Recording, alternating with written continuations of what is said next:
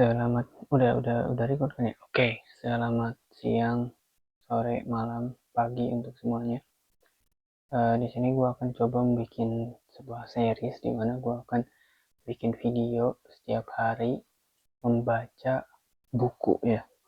Karena gue merasa belakangan ini bahkan mungkin beberapa bulan bahkan beberapa tahun ke belakang gue ada jarang sekali untuk membaca buku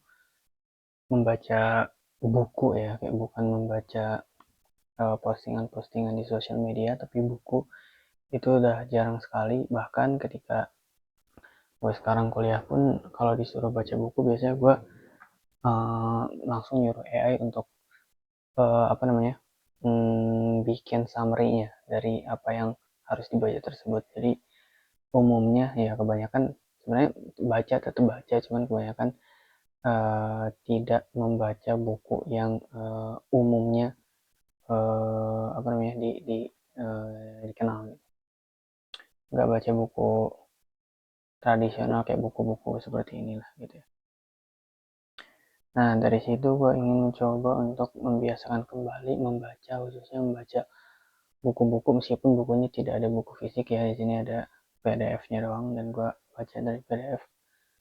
Tapi setidaknya itu akan membangun habits gue membaca gitu. Targetnya adalah mungkin kita coba 100 hari lah ya.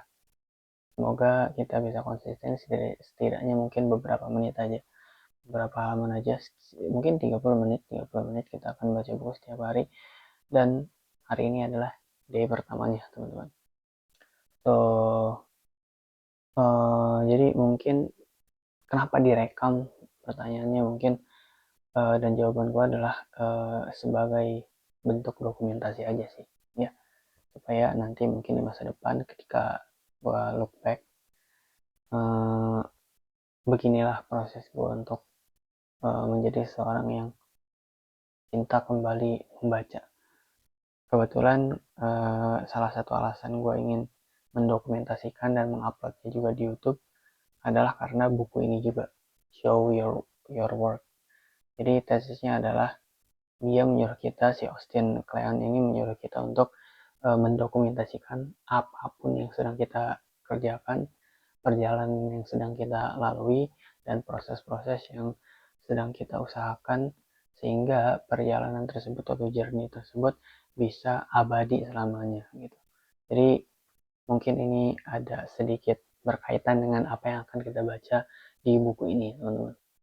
Oke, supaya tidak berlama-lama, sebetulnya gue tidak berharap video ini ditonton banyak orang juga sih, karena tujuan dari dibuatnya video ini juga sebetulnya adalah sebagai dokumentasi aja, dan sebagai apa ya, mungkin YouTube adalah sebagai responsibility partner gue, sehingga nanti kalau misal gue tidak membaca atau bolos untuk membaca, gue bisa dipermalukan oleh gue akan merasa malu gitu setidaknya, karena gue udah bilang di sini berkomitmen dan menguploadnya di YouTube. Mungkin kalian kalau misalnya ada kesempatan untuk nonton, boleh juga ya jadi accountability partner gue, sehingga gue bisa konsisten membaca setidaknya mungkin 100 hari dulu ya. 100 hari kelamaan ya, kalau apa, kita coba ya. Oke, so di sini kita pertama ya akan membaca Show Your Work. Mungkin ini bisa beres, kurang tahu sih beres dalam berapa hari ya, tapi harapannya gue bisa membereskan buku ini. uh, gue akan coba build habits membacanya dulu mungkin, tapi bukan berarti gue hanya akan membaca tanpa memahami, gue akan berusaha untuk memahaminya juga, tapi tujuan utamanya adalah membangun habitsnya terlebih dahulu. Kalaupun ternyata ada beberapa hal yang gue belum paham, itu tidak apa-apa. Yang penting habits membaca gue sudah terbangun, kayak gitu ya. Mungkin ini suaranya, harapannya oke ya, semoga oke ya. Oke, kita mulai ya. Ini adalah buku Show Your Work, karya Austin Kleon, yang membahas tentang 10 ways to share your creativity and get discovered. Mari kita mulai. Jadi ini isi kontennya ya, ada 10 bab mungkin di sini ya. Yang pertama ada a new way of operating. You don't have to be genius. Think process, not product. Share something small every day. Open up your cabinet of curiosities. Tell good stories. Teach what you know. don't turn into human spam, learn to take a punch, sell out, and stick around. Mungkin gue akan sedikit santai saja dalam membacanya, jadi tidak terlalu serius gitu ya, supaya ya proses membacanya itu nikmat ya gitu. For artists, the great problem to solve is how to get oneself noticed. Oke, menarik. Ini a new way of operating. Mungkin ini bukan bab pertamanya, cuman baru introduction ya. Jadi creativity is not a talent, katanya it is a way of operating. Ini kata John Cleese. Jadi intinya kreativitas itu bukan sebuah bakat, tapi adalah sebuah cara kita beroperasi gitu, yang dia bilang. When I have the privilege of talking to my readers, the most common question they ask me are about self-promotion. How do I get my stuff out there? How do I get noticed? How do I find an audience? How did you do it? Jadi banyak sekali katanya pertanyaan dari dari pembaca-pembacanya Austin Kleon ini tentang bagaimana cara mereka itu mempublikasikan karya mereka. Kemudian bagaimana cara mereka itu supaya bisa diperhatikan, dan bagaimana cara mereka itu mendapatkan audiensnya. Singkatnya seperti itu. I had talking about self-promotion. Comedian Steve Martin famously dodges this question with the advice, be so good they can't ignore you. Ya, jadi jadilah sangat hebat sehingga mereka itu tidak bisa mengabaikanmu. Jadi fokusnya itu bukan bagaimana kita berusaha untuk mempromosikan diri sendiri, tapi bagaimana cara kita membangun suatu skills atau melewati sebuah journey yang mana skill atau journey tersebut sangat-sangat luar biasa briliannya sehingga orang lain itu memerhatikanmu tanpa disuruh gitu. Jadi be so good at something that they cannot ignore you. Jadi audience itu bukan kita promosikan, tapi audience itu datang sendiri karena kita benar-benar luar biasa gitu. Orang-orang skill yang kita bangun atau journey yang kita lalui itu sangat-sangat luar biasa sehingga mereka itu tidak bisa mengabaikannya.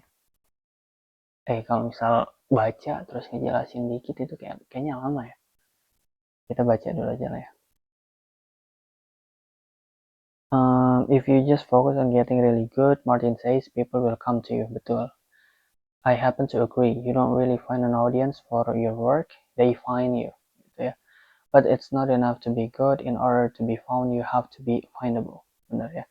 Jadi intinya si Austin Kleon ini setuju dengan apa yang dikatakan oleh komedian Steve Martin ini, bahwa memang orang-orang akan mendatangi Anda ketika Anda begitu hebatnya gitu ya. Tapi ada satu syarat, agar orang-orang bisa menemui Anda itu harus dengan mudah ditemukan gitu. I think there's an easy way of putting your work out there and making it discoverable while you're focused on getting really good at what you do gitu. Saya rasa menurut dia adalah ada cara mudah ya yang bisa Anda lakukan supaya Anda itu mudah ya untuk ditemukan.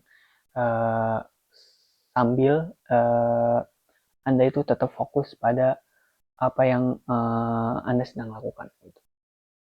Almost all of the people I look up to and try to steal from today, regardless of their profession, have built sharing into their routine. Yeah, these people are not schmoozing at cocktail parties. They're too busy for that. They're cranking away in their studios, their laboratories, or their cubicles, but instead of maintaining absolute secrecy and hoarding their work, they're open about what they're working on. Yeah.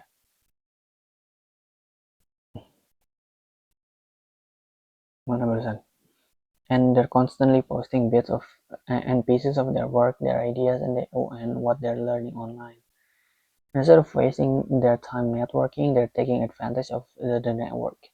By generously sharing their ideas and their knowledge, they often gain an audience that they can then leverage when they need it for fellowship, feedback, or patronage. Jadi intinya hampir semua orang yang dia kagumi gitu ya, dan dia tiru, apapun profesi mereka itu mempunyai atau membangun kebiasaan berbagi dalam rutinitas mereka, sharing gitu ya. Poin utamanya seperti itu. Meskipun mereka itu sangat fokus di studio mereka, laboratorium mereka, cubicles mereka, mereka itu tetap bisa ditemukan karena mereka put their work di sesuatu yang memang findable gitu. I wanted to create a kind of big beginner's manual for this way of operating, so here's what I came up with: a book for people who hate the very idea of self-promotion, and an alternative, if you will, to self-promotion. Okay, I'm going to try to teach you how to think about your work as a never-ending process, how to share your process in a way that attracts people who might be interested in what you do, and how to deal with the ups and downs of putting yourself and work and your work out and your work out in the world. Putting yourself and your work out in the world. If Still Like an Artist was a book about stealing influence from other people, this book is about how to influence others by letting them steal from you. Ya gitulah intinya, dia itu punya suatu ide ya, suatu manual book yang bisa kalian ikuti tentang bagaimana cara uh, mempromosikan diri, tapi alternatif dari self promotion itu sendiri gitu. Ini sorry ya, agak lihat ke sini, lihat ke sana, soalnya di sini ada berisik lagi tuh. Ada apa namanya? Kamera ya. Sambil ngeliat OBS. Imagine if your next boss didn't have to read your resume because he already reads your blog. Imagine being a student and getting your first gig based on a school project you posted online. Imagine losing your job but having a social network of people familiar with your work and ready to help you find a new one. Imagine turning a side project or hobby into your profession because you have a following that could support you. Luar biasa ya. Or imagine something simpler and just satisfying, spending the majority of your time, energy, and attention practicing a craft, learning a trade, or running a business, but also allowing for the possibility that your work might attract a group of people who share your interests. All you have to do is show your work. Itu mungkin tesis kenapa si buku ini dibuat. Jadi tujuannya itu adalah untuk, yang saya pahami, adalah untuk kita sebagai orang-orang yang mungkin ini background dari dia itu adalah orang artis ya, orang seniman gitu, yang mana fokus dia itu ingin fokus mengasah skillnya, kemudian memperbanyak pengalaman, fokus belajar apa yang dia minati, tetapi sekalian belajar dia juga ingin mencoba untuk menyimpan lah, atau mengupload journey-nya dia itu ke suatu medium yang bisa dilihat oleh banyak orang, sehingga jadi hal yang dia lakukan itu nantinya bisa mudah ditemukan oleh banyak orang, dan itu bisa memberikan kita advantage gitu ya, atau kesempatan-kesempatan lainnya gitu. Ini seperti yang disebutkan di atas ya, seperti itu sih. Aduh, ini sebenarnya belum menemukan kayak konsep yang tepat. Gue sambil baca sambil ngejelasin, oh gak apa sih sebetulnya kan, supaya apa yang gue baca itu benar-benar gue pahamin gitu. Gak cuma membaca, tapi mencoba untuk membaca dan memahami, sehingga gue coba untuk nantinya jelaskan kembali ke kalian gitu ya.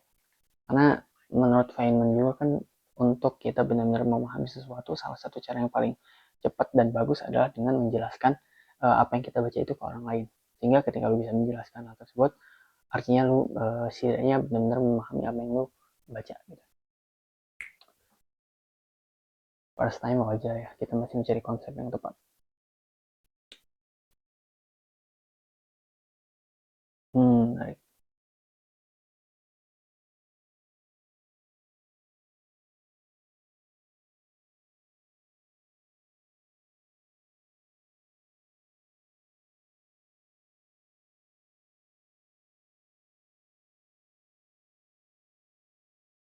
Mari kita mulai.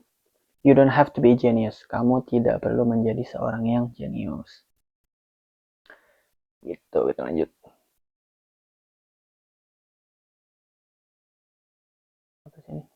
Find a Scanius. Give what you have to someone, it may be better than you there the thing. Berikan apa yang kamu miliki bagi seorang, itu mungkin lebih baik daripada apa yang berani kamu bayangkan. Bentar.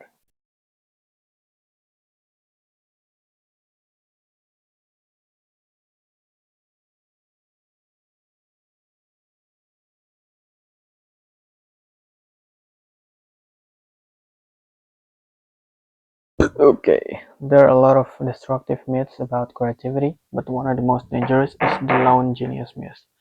An individual with superhuman talents appears out of nowhere at certain points in history, free of influences or precedents, with a direct connection to God or the muse.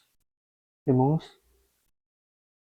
When inspiration comes, it strikes like a lightning bolt, or a light bulb switches on in his head, and then he spends the rest of his time toiling away in his studio, shaping the idea into a finished masterpiece that he releases into the world with fanfare. If you believe in the lone genius myth, creativity is anti-social act, performed by only a few great figures, mostly dead men with names like Mozart, Einstein, or Picasso. The rest of us are left to stand around and gawk in the awe at their achievements. Jadi intinya kreativitas itu kalau dia bilang bukan hasil dari penyendirian atau kesendirian, ya. Kita seringkali dicekoki cerita bahwa seniman hebat itu punya kekuatan super, ya. Kekuatan super, dapat super power dari langit, lalu mereka itu tiba-tiba bisa menciptakan mahakarya gitu ya. Masalahnya yaitu adalah mitos yang bikin kita sebagai orang biasa itu jadi takut melangkah. Karena apa? Karena kita tidak merasa punya bakat yang dewa, kita merasa tidak punya super power seperti yang dibilang di sini tuh tadi ada Mozart, Einstein, dan Picasso, sehingga kita tidak bergerak gitu karena kita ngerasa kita gak punya talent apa-apa gitu ya.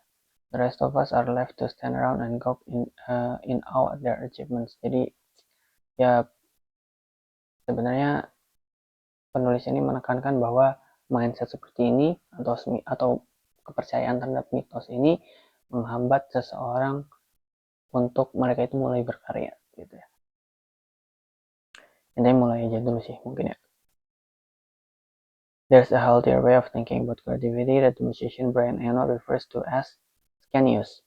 Under this model, great ideas are often birthed by a group of creative individuals, the artists, creators, thinkers, theorists, and other taste makers who make up an ecology of talent. If you look back closely at history, many of the people who we think as a lone genius were actually part of a whole scene of people who were supporting each other, looking at each other's work, copying from each other, stealing ideas, and contributing ideas. Candice doesn't take away from the achievements of those great individuals, it just acknowledges that good work isn't created in a vacuum, and that creativity is always, in some sense, a collaboration, the result of a mind connected to other minds. Gitu. Genius atau kejeniusan adalah milik komunitas. Intinya seperti itu. Jadi karya hebat itu lahir dari sebuah ekosistem yang dibuat gitu ya, bukan sebuah ruang hampa yang mengagungkan kesendirian, tidak ya. Jadi kejeniusan itu in some sense katanya adalah hasil dari kolaborasi, hasil dari suatu ekosistem yang di dalamnya terdapat individu-individu yang berani untuk berkarya, mungkin itu ya, gitu sih. Ya, jadi kayak kejeniusan adalah hasil kolaborasi dari otak-otak yang saling terkait satu sama lain gitu lah. Ini apa ini? What I love about the idea of Scanius is that it makes room in the story of creativity for the rest of us. the people who don't consider ourselves geniuses.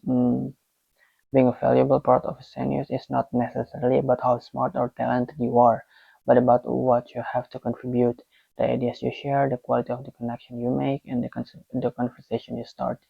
If we forget about genius and think more about how we can nurture and contribute to a genius, we can adjust our own expectation and the expectation of the world we want to accept us. So we can stop asking what others can do for us. Jadi kita itu pemikirannya itu harus bergeser dari bakat atau dari talent ke kontribusi. Jangan menganggap bahwa untuk kita bisa berpartisipasi dalam suatu ekosistem atau komunitas, kita itu harus bertalenta dulu. Tidak. Justru fokusnya shift. Bahwa sebetulnya tidak semua orang itu betul punya bakat, tapi ketika mereka ingin berusaha, mereka itu bisa mendapatkan bakat tersebut. Jadi fokusnya bukan ke bakat, tapi ke bagaimana cara mereka itu bisa berkontribusi ke ekosistem tersebut gitu ya. Being valuable profession is how smart or talented you are, but about what you have contribute. The idea you share, the quality of the connection you make, and the conversation start. Itulah. So the world we want to accept, so we can stop asking others what others can do for us, what others can do for us, and start asking what we can do for others. Jadi fokusnya bukan meminta melihat bagaimana orang lain bisa memberikan sesuatu kepada saya, tapi bagaimana saya bisa memberikan sesuatu kepada others. Gitu ya. We live in an age where it's easier than ever to join a genius. The internet is basically a bunch of genius connected together. Divorced from physical geography, blogs, social media sites, email groups, discussion boards, forums. They're all the same thing, virtual scenes where people go to hang out and talk about the things that they care about. Anyway, okay, there's no bouncer, no gatekeeper, no barrier to entering these scenes. You do not have to be rich, you do not have to be famous, and you do not have to have a fancy resume or a degree from an expensive school. Online, everyone, the artist, the creator, the master, and the apprentice, the expert and the amateur has the ability to contribute something.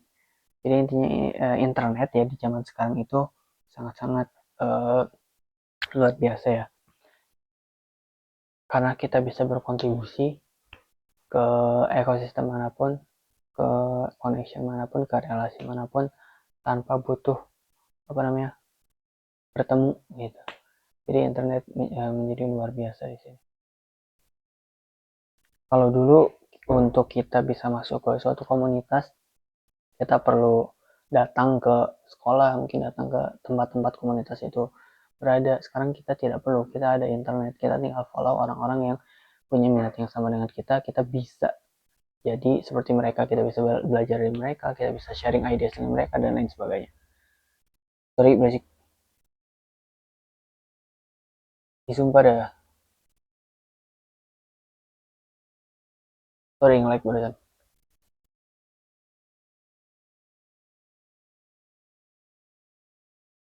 Kameranya kayak kadang ini sendiri bro, sorry bro ya. Be an amateur. Udah berapa menit? 30 menit belum ya? Berisik dah, gila. Be an amateur, jadilah seorang amatur. That is all any of us are amateurs. We don't live long enough to be anything else. We're all terrified of being revealed as amateurs, but in fact today, it is the amateur. Today it is the amateur, the enthusiast who pursue her work in the spirit of love. In French, the word means lover. Regardless of the potential for fame, money, or career, who often has the advantage over the professional. Because they have little to lose, amateurs are willing to try anything and share the results. They take chances, they experiment, and follow their whims. Sometimes, in the process of doing things in an unprofessional way, they make new discoveries. In the beginner's mind, there are many possibilities at Chengmong. In the expert's mind, there are few. Jadi intinya kita jangan malu lah menjadi seorang amatur. Ya, kita takut memang menjadi seorang amatur, tapi sebenarnya kita tidak perlu takut karena menjadi seorang amatur artinya adalah kita punya tidak punya sesuatu, nothing to lose lah untuk kita ya. Kita itu bisa take chance, kita bisa do experiments and melakukan sesuatu yang kita inginkan gitu ya. Kita masih punya, kalau ini dia bilangnya many possibilities, banyak kemungkinan ya kalau menjadi seorang amatur. Tapi untuk menjadi seorang profesional tidak. Jadi nikmatilah menjadi seorang amateur. Amateurs are not afraid to make mistakes or look ridiculous in public. They are in love, so they don't hesitate to do work that others think of as silly or just plain stupid. The stupidest possible creative act is still a creative act, writes Clay Shirky in his book Cognitive Surplus. Gelap ini ya? Sorry dah.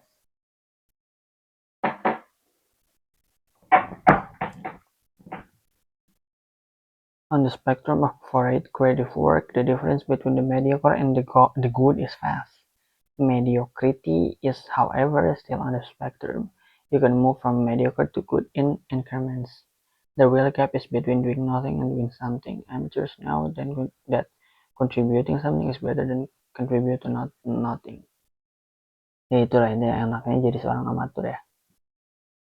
Yang penting ketika lo put work, mau itu sekecil apapun, lo akan tetap punya potensi untuk menjadi baik gitu, karena amatur ya, beginner dan seorang expert itu ada dalam satu spektrum yang sama, sehingga semakin banyak work yang kalian lakukan, semakin besar pula kemungkinan untuk menjadi seorang expert.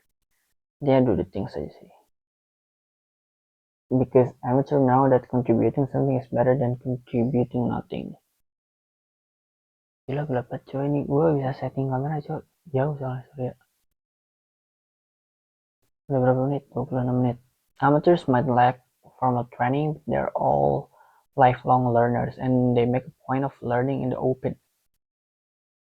so that others can learn from their failures and successes. Writer David Foster Wallace said that he thought good nonfiction was a chance to watch somebody reasonably bright but also reasonably average behave. Apa sih? He thought good nonfiction was a chance to watch somebody reasonably bright but also reasonably average pay for closer attention and think at far more length about all sorts of different stuff than most of us have a chance to in our daily lives. Amateurs fit the same bill. They're just regular people who get obsessed by something and spend a ton of time thinking out loud about it. Look, the pros are struggling. Put an amateur in. Get out of your league. Defy perfection. Look something more. Sometimes amateurs have more to teach us than experts. It often happens that two schoolboys can solve difficulties in their work for one another better than the master can, wrote author C.S. Lewis. The fellow pupil can help more than the master because he knows less. Jadi gini, seorang amatur itu dia kayak tidak punya blok, tidak punya batasan, tidak in the box lah. Kalau misalnya orang expert itu mereka biasanya sudah punya framework dalam memecahkan masalah, sehingga ketika ada masalah mereka itu selalu menggunakan framework ini. Contohnya mungkin seperti itu. Tapi seorang amatur itu mereka masih tidak punya framework yang biasa dipakai, jadi mereka punya pemikiran yang kayak luas gitu. Mereka bisa lebih berpikir out of the box. Mereka bisa berpikir lebih tidak monoton, karena seorang expert biasanya udah diajarin kalau misalnya ketemu masalah ini pakai ini. Amatur tidak kan, jadi mereka itu lebih mungkin untuk menemukan cara yang lebih kreatif dalam memecahkan suatu masalah kalau itu amateur. The fellow people can help more than the master because he knows less. The difficulty we want him to explain is one he has recently met. The expert met it so long ago he has forgotten. We want him to explain is one he has recently. Oh yeah. Watching amateurs at work can also inspire us to attempt the work ourselves. I saw the Pistol, said the other foreman Bernard Summer. They were terrible. I wanted to get up and be terrible with them. Raw enthusiasm is contagious. The world is changing at such a rapid rate that it is turning us all into amateurs, even for professionals. The best way to flourish is the best way to flourish is to retain an amateur spirit and embrace uncertainty and the unknown. When Radiohead frontman Tom Yorke was asked what he thought his greatest strength was, he answered that I don't know what I'm doing. Like one of his heroes, Tom Waits, whenever Yorke feels like his songwriting is getting too comfortable or stale, he'll pick up an instrument he doesn't know how to play and try to write with it. This is yet another trait of amateurs. They'll use whatever tools they can get their hands on to try to get their ideas into the world. I'm an artist, man, said John Lennon. Give me a tuba and I'll get you something out of it.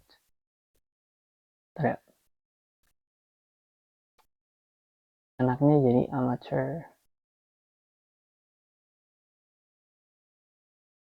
Jangan malu lah jadi amateur. Semua dari kita pun pasti pernah menjadi seorang amatur ya, amateur, beginner. Jadi tidak ada ini sih, tidak usah malu. Karena dengan kita terbiasa menjadi seorang amateur itu satu langkah menuju expert. Ya.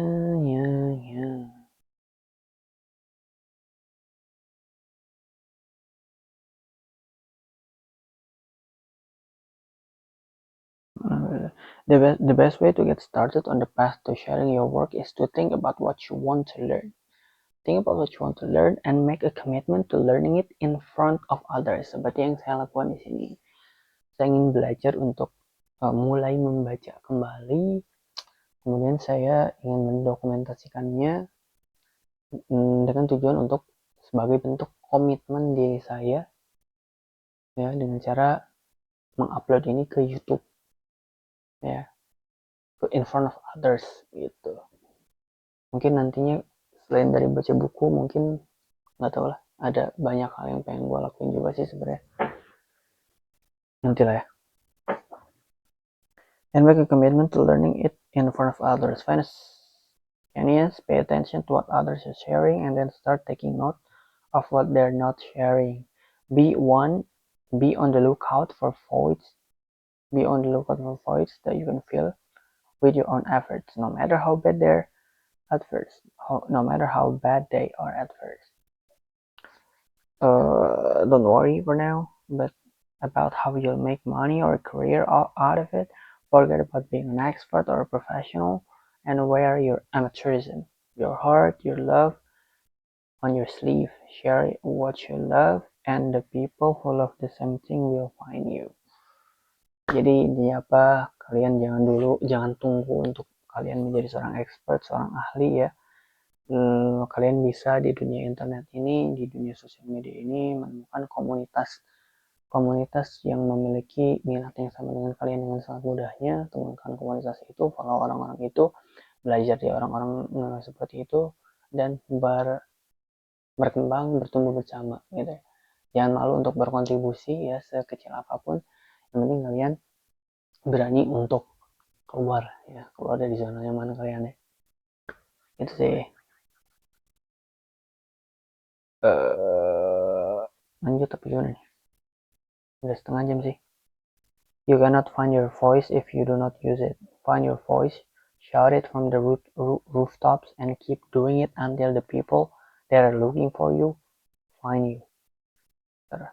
Read obituaries. Anjir, baik juga nih. Dikit lagi bro, let's go, habisin dah. Kita habisin. You can't find your voice if you do not use it. Kamu tidak akan menemukan suaramu kalau kamu tidak menggunakannya. Siap. Ini bagus juga nih gambar-gambarnya. Apa sejam dah. Ini sebenarnya sinyal sih agak jelek nih. Dan memori gue udah mau habis bre. Tapi itu tidak apa-apa ya. When your voice shout it from the rooftops and keep doing it until the people that are looking for you find you. Okay. We're always being told to find our voice. When I was younger, I never really knew what this meant. What this meant. I used to worry a lot about voice, wondering if I had my own. But now I realize that the only way to find your voice is to use it. It's hardwired, built into you. Talk about the things you love, your voice will follow. Intinya ya suarakan minatmu. Anjir, karakter ya suara. Kalau suara dalam hal ini mungkin yang gua pahami apa ya, karakter, minat mungkin ya. Jadi menurut yang gua pahami suara itu ditemukan dengan cara kita suara diri. Hmm, ya pokoknya our voice itu suara kita itu ditemukan bukan dengan cara kita mencari-carinya, tapi dengan cara menggunakannya. Ini gue paham juga sih sebenarnya apa ini maksudnya. Nah, jadi suara Anda itu akan muncul secara alami ketika Anda itu mulai menggunakan suara tersebut. Minat lah. Berarti minat mungkin ya suara itu ya. Ini kalau misal lu minat baca, lu minat menggambar, lu minat apapun lah berkarya gitu ya. You shout it from the rooftops ya, sehingga nanti orang-orang yang mencari hal itu akan menemukanmu gitu. Caranya adalah dengan terus melakukannya. When the late film's critic Roger Ebert went through several intense surgeries to treat his cancer, he lost the ability to speak. He lost his voice, physically and permanently. Here was a man who made a great deal of his living by speaking on television, and now he couldn't say a word. In order to communicate with his friends and family, he'd have to either scribble responses on a pad of paper or type on his Mac and have the awkward computer voice read it out loud through his laptop speakers. So, kisah yang cukup tragis dari Roger Ebert, yang mana sebetulnya kehilangan suara secara fisik di sini ya, itu tidak menjadikan Anda kehilangan suara sebagai manusia. Anda tetap bisa berkarya kan, tetap bisa menyalurkan dalam media lain gitu. Gak bisa lewat mulut, yaitu kan lewat apa? Lewat computer voice ya, lewat Mac, lewat pad paper. Cut off from everyday conversation, he poured himself into tweeting, posting Facebook, and blogging.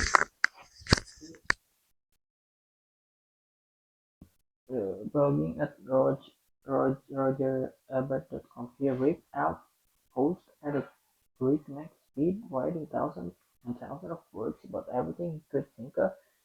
His boyhood in Urbana, in Lyon, Illinois, his love for the stick shake, his conversation with famous movie actors, his, his thoughts on his inevitable death, hundreds and hundreds of people who will respond to his posts, and he would respond back.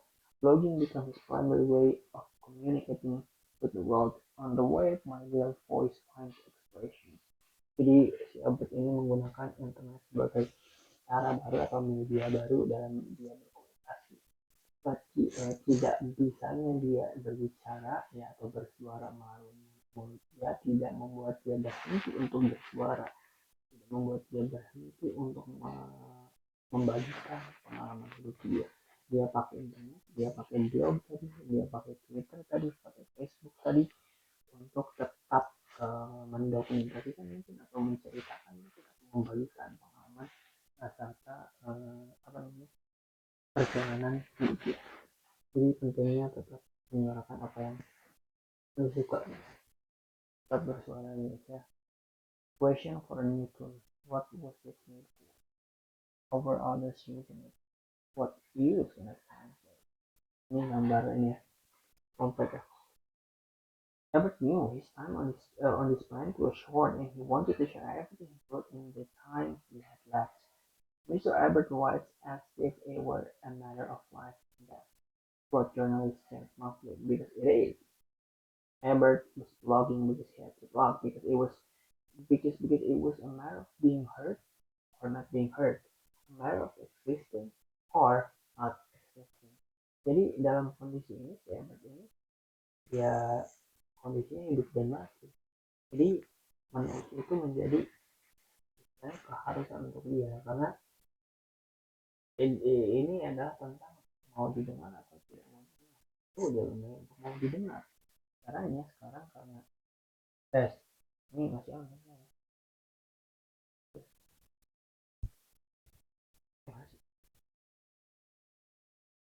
Tes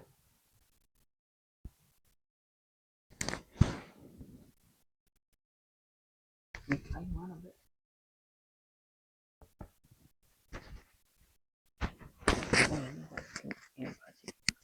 Tes sorry itu a matter of existence. It sounds a little extreme, but in this day and age, if your work isn't online, it doesn't exist, bener. Kalau misal kerjaan lu gak diposting online, ya semuanya sekarang social media, semuanya sekarang ada di internet gitu loh. Sekarang kita pun hidup di dunia maya, dan kalau misal kerjaan kita tidak dipost di dunia maya atau karya kita tidak dipost di dunia maya, ya itu seakan-akan tidak ada gitu loh, ya. Ya meskipun nggak gitu juga, nggak se ekstrim itu juga sih. Mana sih berarti?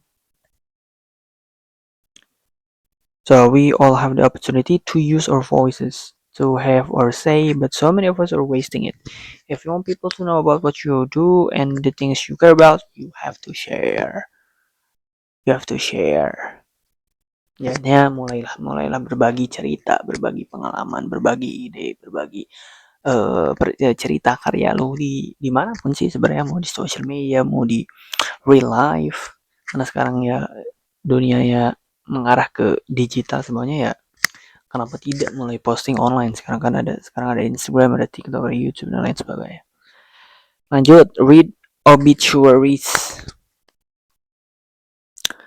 Ini gue sebenarnya ini sambil baca translatean sih di sini ya. Soalnya ada beberapa kata yang gue tidak paham sedikit banyak gitu ya. Jadi perlu gue copy dan translate dulu supaya apa? Supaya bisa memahami ya. Anjir. Nah ini gue rencana ini IELTS juga sih bre. IELTS jadi ya mungkin sambil melatih gue membaca ya, reading comprehension ya. Penting juga kan reading comprehension di IELTS. Di dunia nyata pun penting juga literasi kan. Supaya lu gak dibego-begoin sama orang.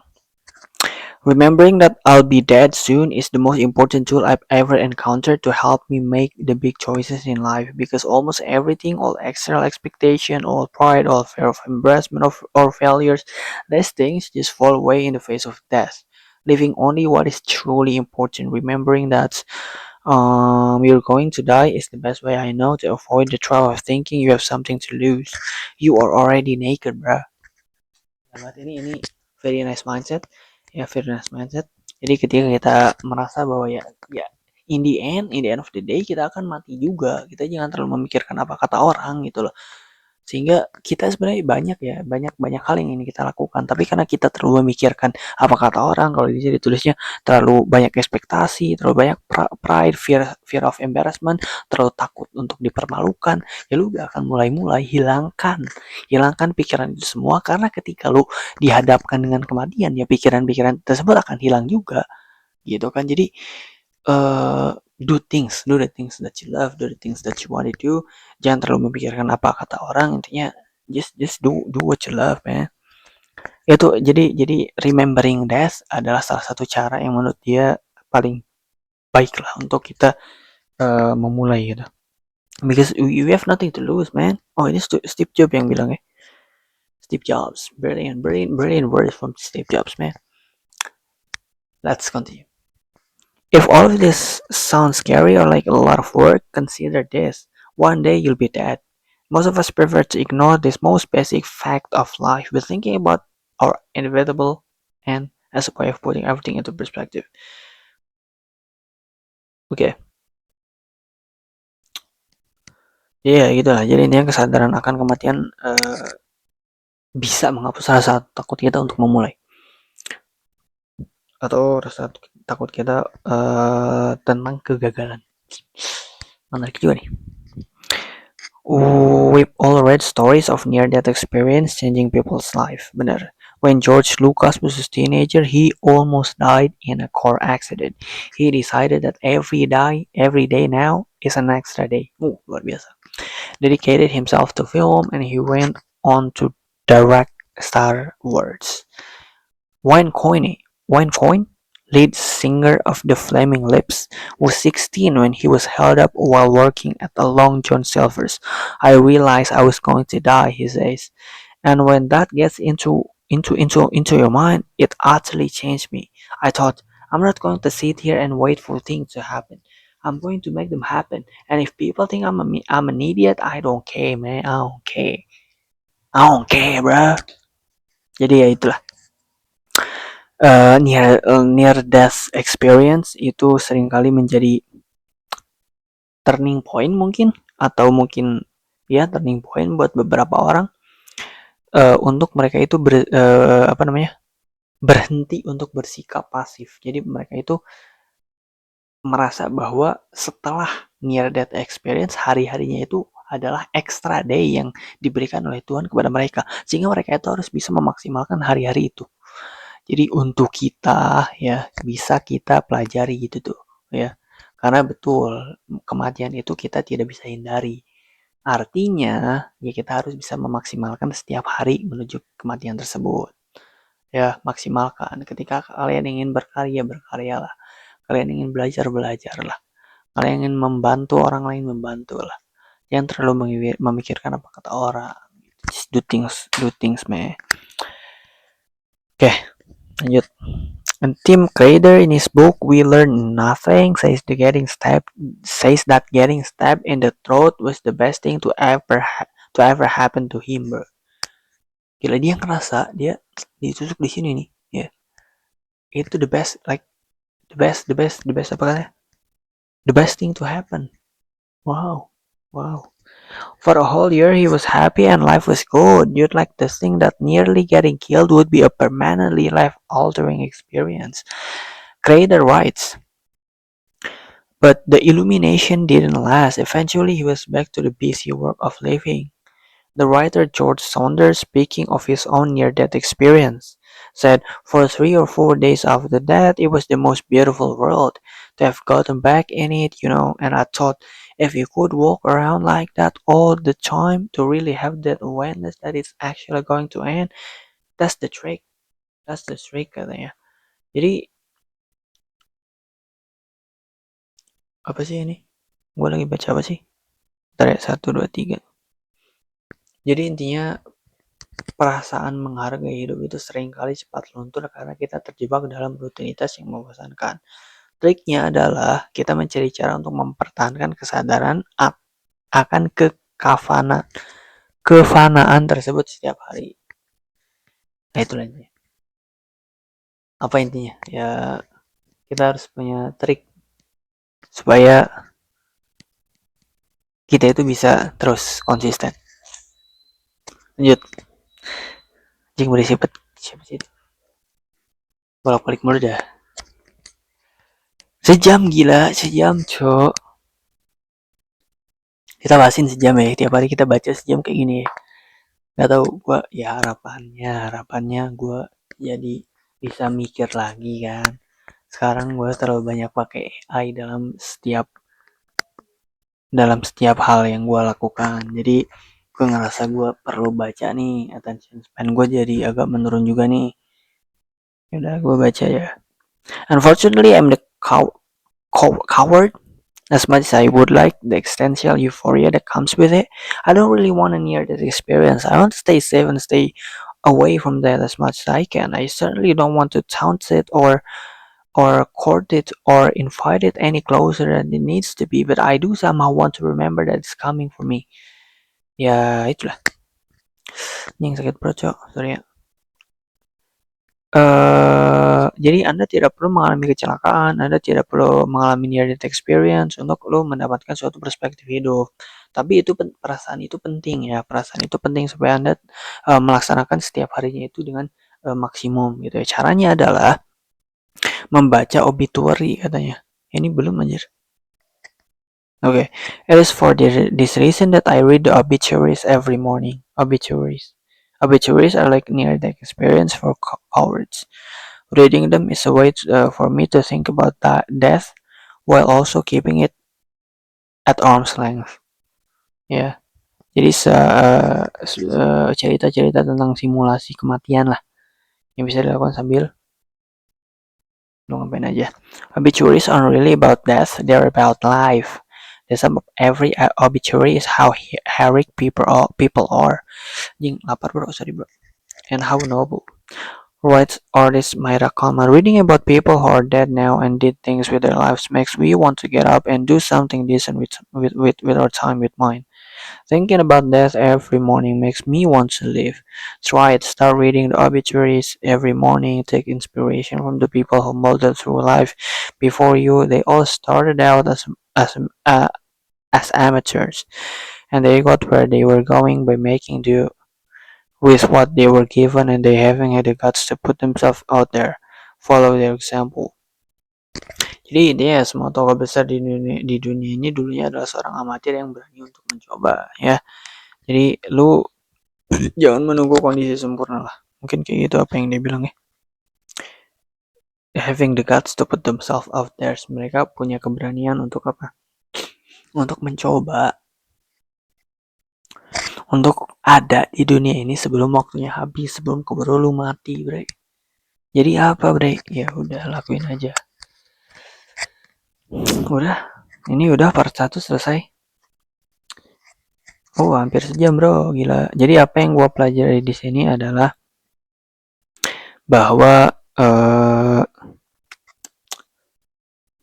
yang paling ingat sih sebetulnya kita harus berani, karena yang barusan dibaca, kita harus berani aja sih. Kita punya ide, kita punya keinginan, kita punya hobi, minat, kita punya karya, lakukan kemudian coba share ke orang lain gitu ya, sehingga orang lain yang sekiranya membutuhkan juga tahu, oh ini ada lu gitu.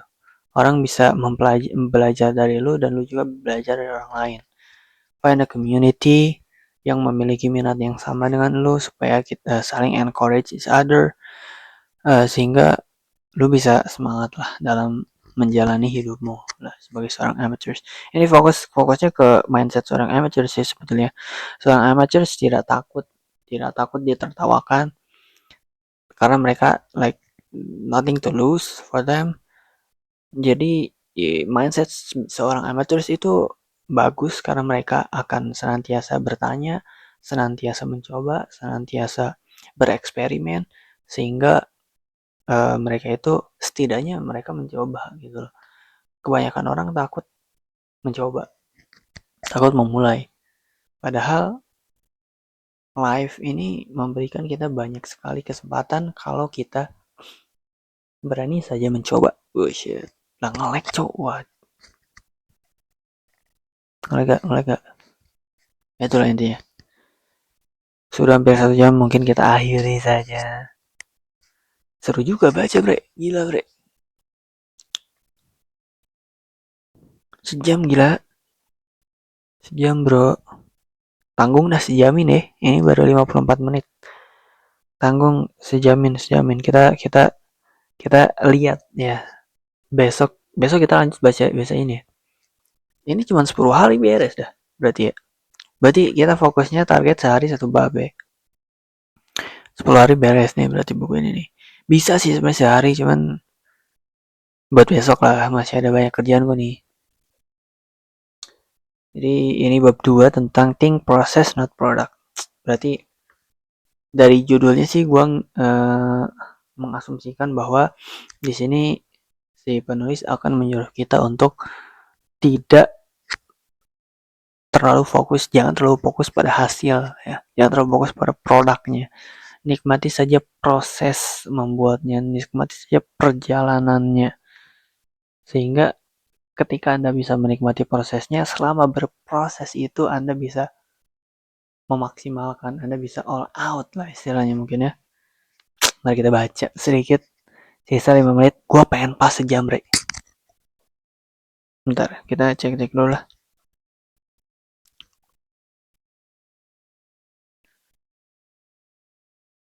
I don't care, bro. I don't care if nobody watches this, bro.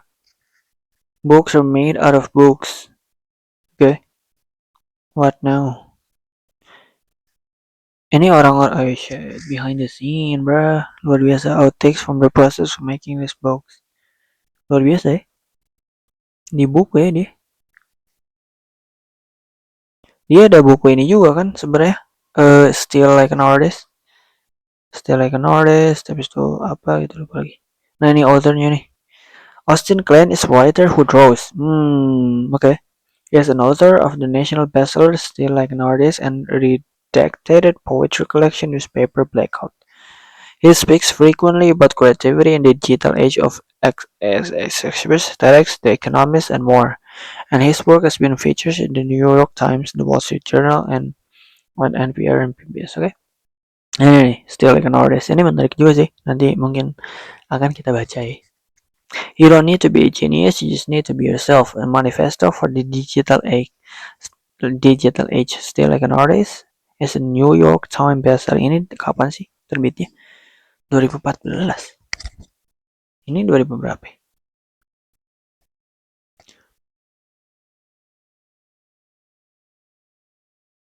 Udah lah. Jing, lama juga 5 menit. Sorry. Izin. Ini uploadnya lama, Cak. Sejam, Cak. Oh, ini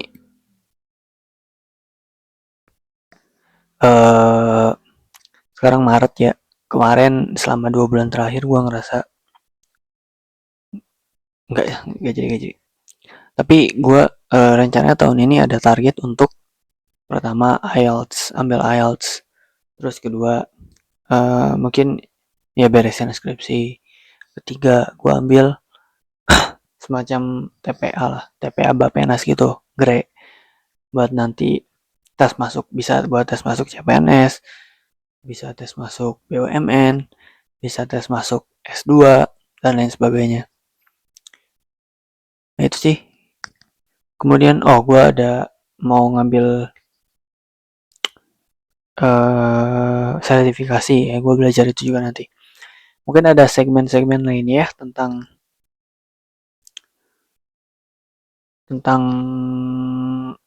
mostly akan tentang belajar sih mungkin ya. Kayak gue latihan soal, gue belajar IELTS dan lain sebagainya. Semoga nanti gue bisa upload lah. Pengennya sih di upload ya sebagai ini aja sih, nanti kalau misal gue look back gitu, gue pernah nih ada di journey seperti ini dan enak aja gitu, kayak bukan mempelajari ya, reflect on what I did gitu selama mungkin setahun ke belakang. Nanti di 2027 gue ngelihat ketika entah gue 2027 akan di mana, cuman ya harapannya 2027 gue akan sudah ada di luar negeri, entah itu gue kuliah S2 atau gue bekerja di luar negeri. Kemudian gue melihat perjalanan gue dalam untuk menggapai itu tuh seperti ini gitu, seperti apa nantinya. Ini gue membaca, membiasakan diri gue, melatih atau meningkatkan attention span gue. Kemudian nanti mungkin akan ada series tentang belajar IELTS. Semoga bisa juga sampai dapet target band gue tuh IELTS at least 7 lah, at least 7 lah. Tapi harapannya bisa 8 sih, harusnya bisa di 8. Soalnya kemarin mock test tuh 6,5. Ke 7 bisa lah sebulan. Tapi ke 8 ya mungkin 2-3 bulan bisa lah ya. Harapannya nanti sebelum gue lulus, kan gue lulus nanti insya Allah maybe August gue lulus, IELTS udah ada di tangan, band 7 band 8, kemudian gue ambil GRE itu semacam SAT lah kalau misal buat S1 ya. Kalau S2 kan ada GRE, tapi khusus untuk finance dan economics kalau itu. Tapi ya itu harapannya, ini berapa ya, 1000 berapa ya, kalau nggak salah 1000 gitu deh, lupa. Pokoknya targetnya masuk ini ya, top university in UK maybe, or Australia, or US harapannya. Kemudian gue akan coba untuk ada series bahas Grey juga, kayak Latsol Grey. Dan mungkin selanjutnya series gue ambil sertifikasi. Semoga nih, doain kalau misalnya ada yang nonton sampai sejam nih, atau maneh nonton di akhir doang nih ya, sejam ya. Semoga ya, doain ini mah. Semoga dapat beasiswa buat nanti sertifikasi CFA. Soalnya mahal kalau tanpa beasiswa itu $1.200. Kalau dengan beasiswa lumayan turun jadi $400. Berapa berarti itu, sekitar ya 6-7 juta lah. Meskipun masih mahal tapi itu agak menurun jauh. Semoga dapat. Nanti ya akan ada series juga lah tentang gue belajar mempersiapkan CFA itu. Gitu. Oke, sudah sejam. Terima kasih buat kalian semua yang nonton. Ini tidak akan saya cut, tidak akan saya edit. I don't care if you watch it or no, man. Tapi mungkin semoga ada 1-2 yang nonton ya. Kita nggak tahu siapa yang lu dapat dari sini, cuman ini bisa menjadi teman lu untuk apa ya? Ya, teman perjalanan lu dalam membaca. Kita apa namanya, memperbaiki attention span kita yang sekarang sudah sangat menurun. Kita coba kembalikan dengan cara membaca gitu ya. Membaca, kemudian ya kita post online sesuai dengan apa yang dikatakan buku ini. Put your work out there ya, and the people that likes it will find your work. Itu aja dari gua. Thank you very much. Goodbye.